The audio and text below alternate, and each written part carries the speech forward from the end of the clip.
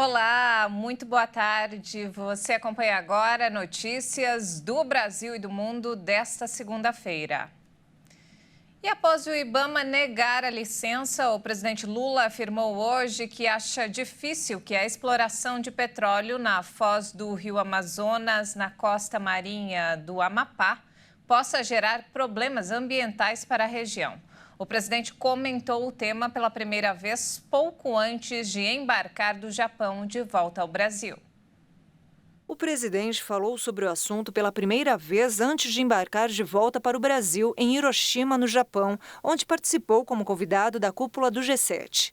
Ele disse que vai tratar do assunto quando chegar ao país, mas adiantou que acha difícil que a exploração do petróleo na foz do Rio Amazonas, na costa do Amapá, possa gerar problemas ambientais para a região. A estatal aguardava um aval do IBAMA para fazer uma perfuração de teste a cerca de 175 quilômetros da costa. Um parecer contra a perfuração já havia sido divulgado pela área técnica do Instituto. Na sexta-feira, um novo veto à atividade na região foi divulgado. O documento técnico apontou que o plano da Petrobras para a área não apresenta garantias para atendimentos à fauna em possíveis acidentes com o derramamento de óleo. Outro ponto destacado seriam lacunas quanto aos impactos da atividade em 3 terras indígenas em Oiapoque. A decisão do IBAMA gerou atrito no governo e entre parlamentares da região amazônica. O líder do governo no Congresso, o senador Randolfo Rodrigues, inclusive, se posicionou contra o veto. Por isso, resolveu deixar o partido Rede Sustentabilidade, que tem como líder a ministra do Meio Ambiente, Marina Silva. Ela é favorável à decisão do IBAMA.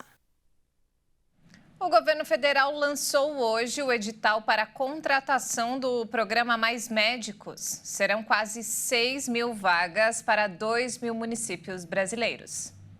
As inscrições começam na sexta-feira e vão até o dia 31 de maio. Serão 5.970 vagas distribuídas em 1.994 municípios brasileiros.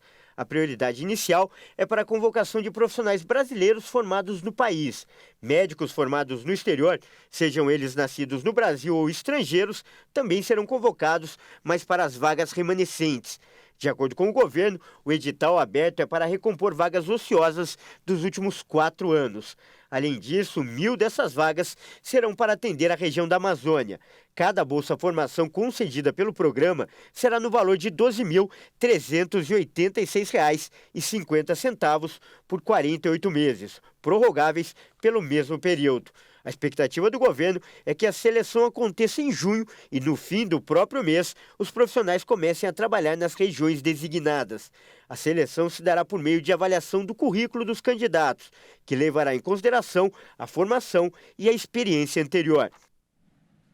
E mudando de assunto, olha só, o Real Madrid fez uma denúncia hoje à Procuradoria-Geral do Estado da Espanha contra os torcedores do Valência que xingaram o jogador brasileiro Vinícius Júnior de macaco. O clube classificou o episódio de crime de ódio.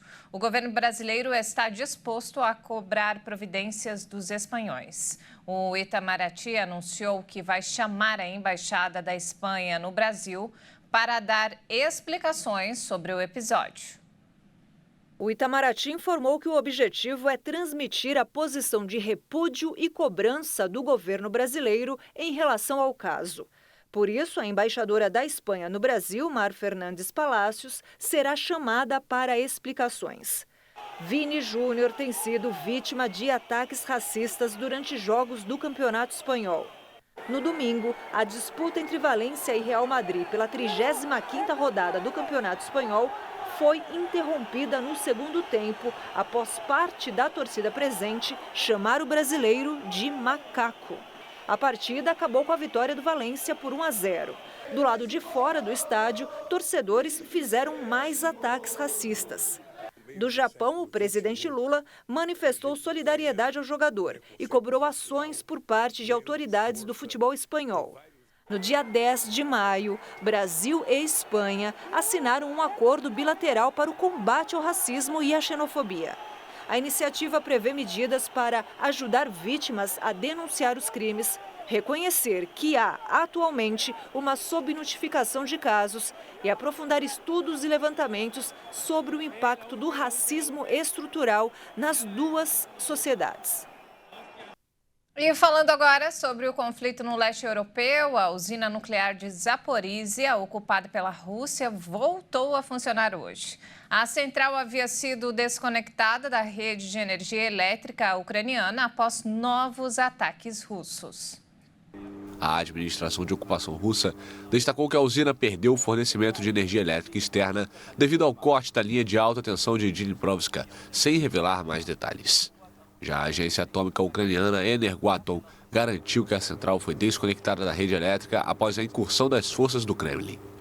De acordo com o exército ucraniano, a cidade de Dnipro foi alvo de um ataque com 16 mísseis e 20 drones explosivos russos. Kiev destacou que 4 mísseis e todos os drones russos foram derrubados e pelo menos 8 civis ficaram feridos. Em meio à tensão do conflito, a Agência Internacional de Energia Atômica ressaltou que a segurança nuclear da usina é extremamente vulnerável.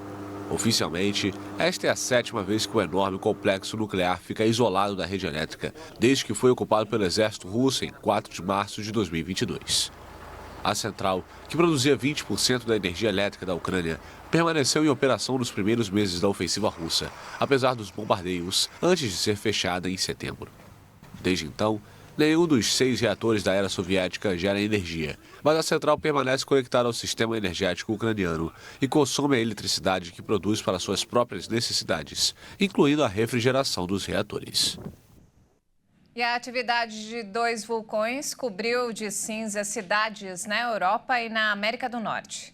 Na Itália, o vulcão Etna entrou em erupção ontem com cinzas vulcânicas que se espalharam por várias cidades, forçando o fechamento do aeroporto próximo de Catânia, na Itália, na Sicília, no sul do país.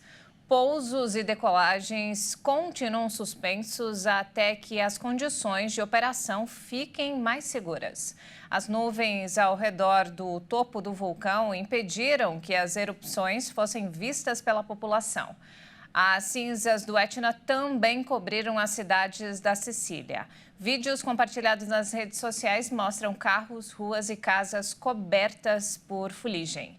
O governo do México também aumentou o nível de alerta do vulcão Popocatépetl no centro do país. No aeroporto da Cidade do México, chegou a ficar fechado no fim de semana por causa das cinzas. Dezenas de abrigos foram habilitados na área perto do vulcão. Os vulcões estão sendo monitorados permanentemente devido ao risco que sua atividade representa, principalmente a população que mora em áreas próximas. E olha só, a famosa Fontana di Trevi, em Roma, foi palco de protestos neste fim de semana. Diante dos turistas, manifestantes jogaram carvão diluído na água. Policiais entraram no local para tirar os ativistas.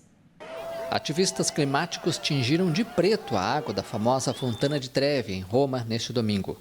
O grupo alertou que as inundações recentes que mataram 14 pessoas no nordeste do país são uma advertência.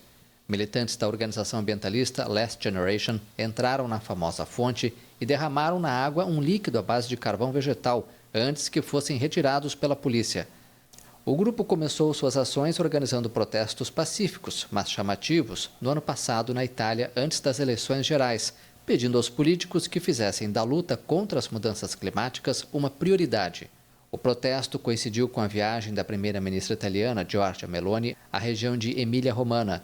A premier visitou áreas afetadas pelas inundações provocadas por 36 horas de chuva, equivalentes a 6 meses de precipitações, segundo estimativas das autoridades. Mais de 36 mil pessoas tiveram que deixar suas casas e os custos provocados pelo desastre são estimados em centenas de milhões de euros. E essa edição fica por aqui. Mais informações ao longo da nossa programação. Obrigada pela companhia e ótimo início de semana para você. Até mais.